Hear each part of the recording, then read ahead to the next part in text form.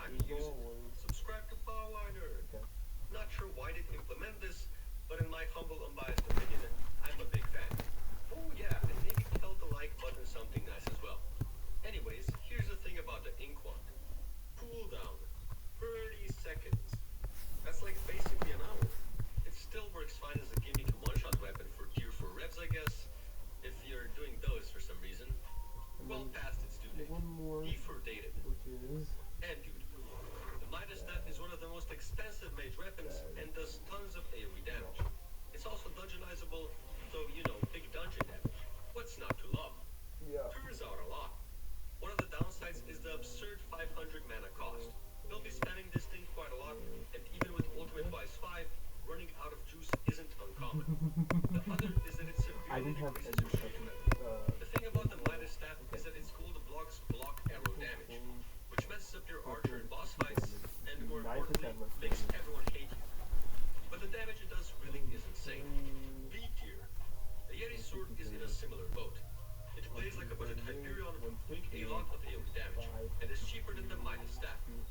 But it also incentivizes more of an up-close playstyle, which really doesn't work that well, because unlike the Hyperion, it doesn't give you any damage resistance, healing, money, clout, or bit. If you do choose to use it, you'll probably need to be tankier than most mages, just because you're taking so much damage all the time.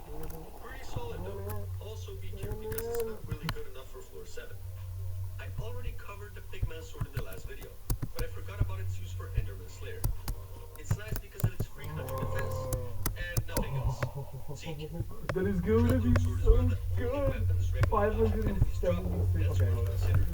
It's extremely cheap, typically has a low catacombs requirement, and deals solid damage in early game.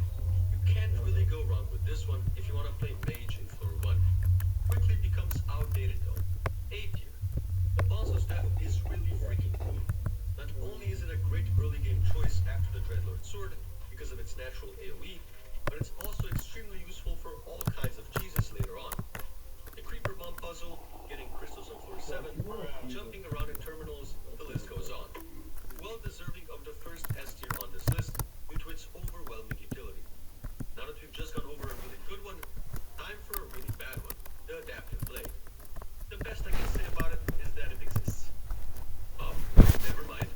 The Ice Spray Wand is very simple.